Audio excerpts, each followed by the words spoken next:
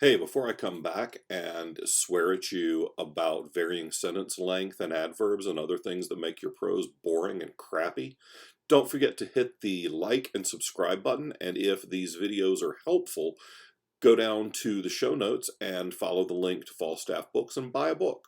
Or check out our Patreon and support us on Patreon. Or, I don't know, check out our website, send us a comment, whatever. Do something.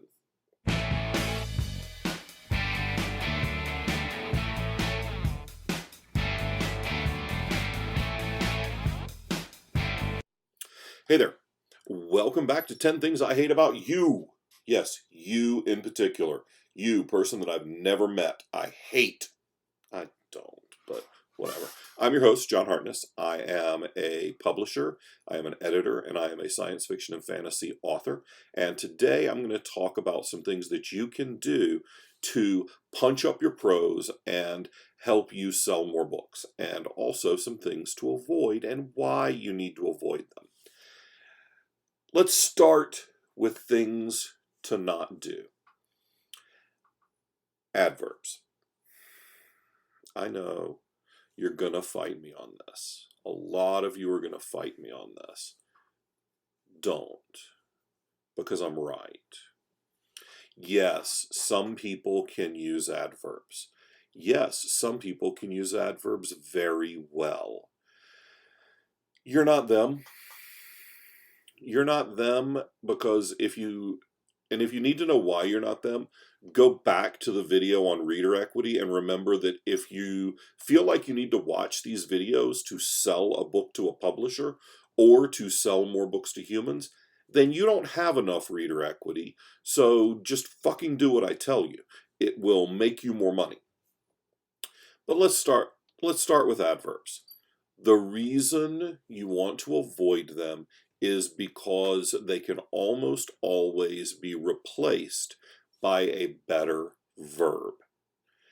Now, I can speak loudly, or I can fucking yell. Which one of those is a better verb? Yell is a better verb than spoke loudly. Strode is a better word than walked quickly or walked strongly. Marched is a better word probably than strode most of the time. Stomped is better than walked heavily. You know, there are so many really good verbs out there. Use them all. Use all the verbs. I need to figure a way to get further back because the good Kermit flail doesn't really happen when you can't see my hands, and it loses something. This is more like T-Rex flail. Anyway, use better verbs and better adjectives, and you won't need to use adverbs. Another thing is that frequently adverbs lead to repetition of verbs and adjectives. So if you avoid adverbs, it will frequently help you mix up your word choice. Now, repetition is a pet peeve of mine. I understand that it doesn't drive everyone as crazy as it does me, but boy, it drives me bat shit nuts. I have a rule of thumb that other than articles, a and the, etc., don't use the same word more than once in a paragraph. Never more than once in a sentence, unless it's for emphasis. Yeah, I know. Frequently repetition for emphasis, because repetition for emphasis is done with intent. If I say that this is a story. This is the story of a man. This is the story of a man sitting in front of his computer on Thanksgiving night, yelling at random internet strangers about their writing that he's never read. I have repeated this is a story multiple times for emphasis. It's a rhythm thing, it's a flow thing. If you are doing it with intent, then go for it.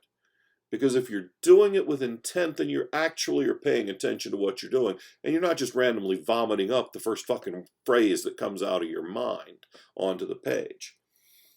If you are utilizing adverbs because you've already used the reasonable synonyms in that paragraph or in preceding paragraphs on the same page, then sure, go for an adverb.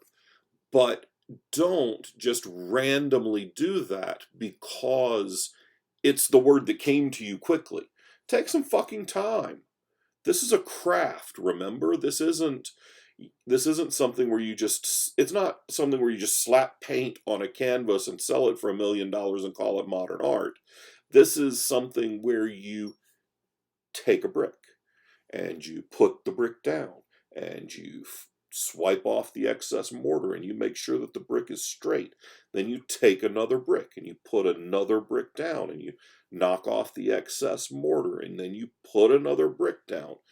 Take some time and intent with what you're doing.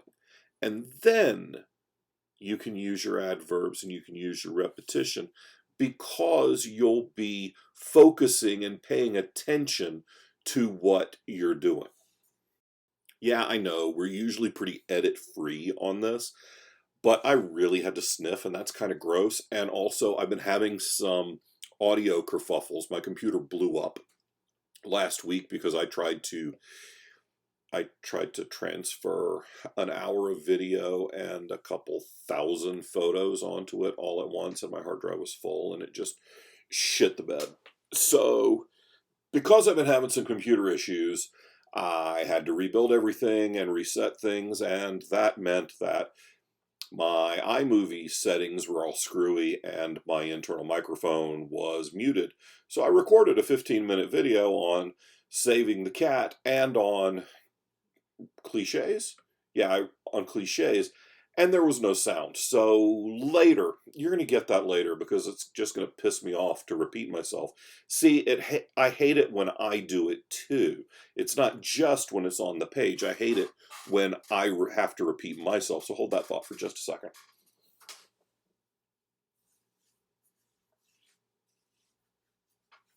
Let me tell y'all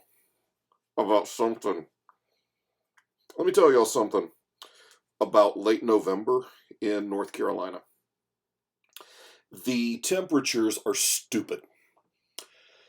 It was cold when I woke up, and I worked down here in my office for a little bit before we went down to my family's for Thanksgiving, and I was freezing my toes off because Susie got up before me. Susie, my wife, by the way, not the cat. The cat's Puck.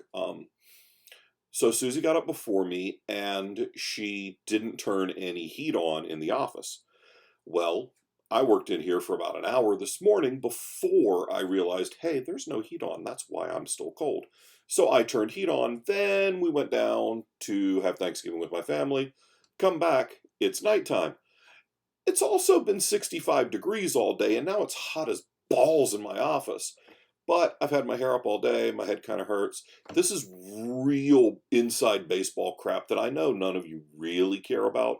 But it's why I took, 2 minutes in the middle of this video to put my hair up and whine about the temperature in North Carolina, but it's my fucking channel, so get over it.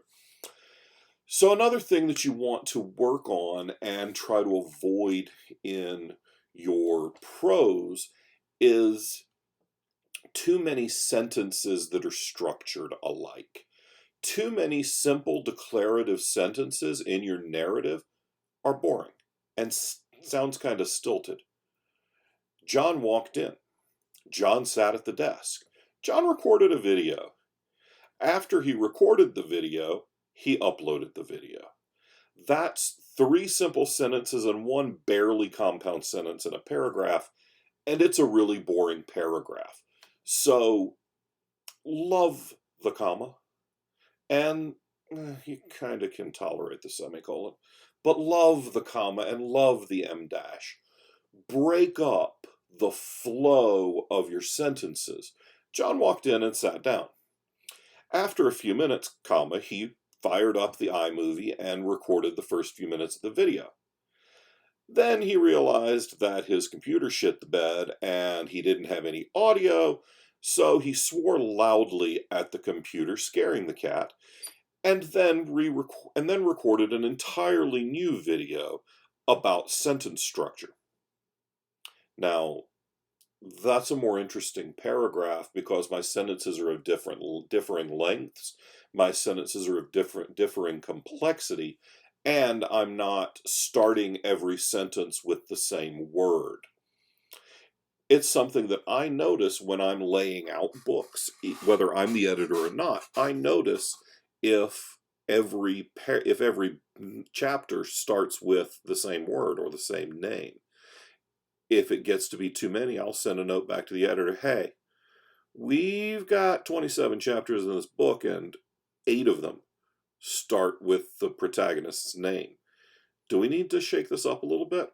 And the editor will look at it and say yes or no, and hopefully they've looked at it already and made that decision, and they can email me back in 10 seconds, say, no, I got that covered.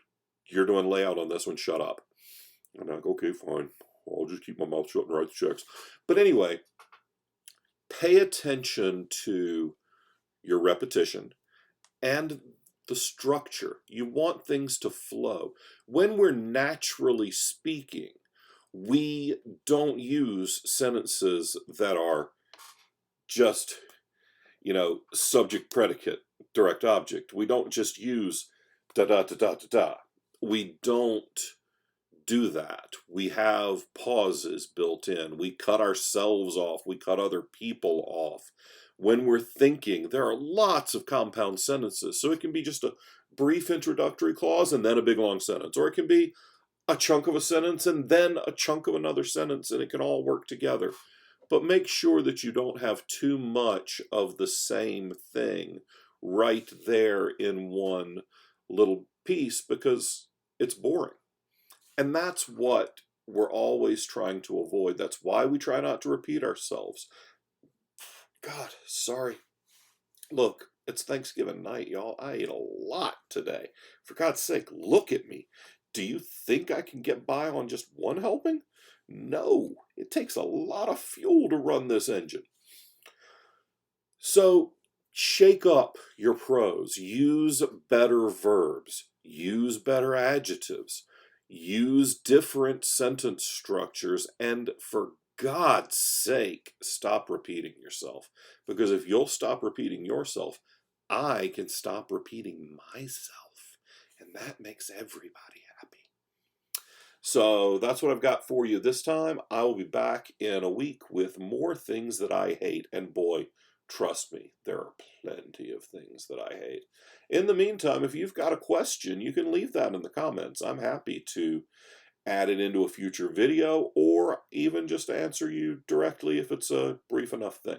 So, till then, y'all be good to one another. All right?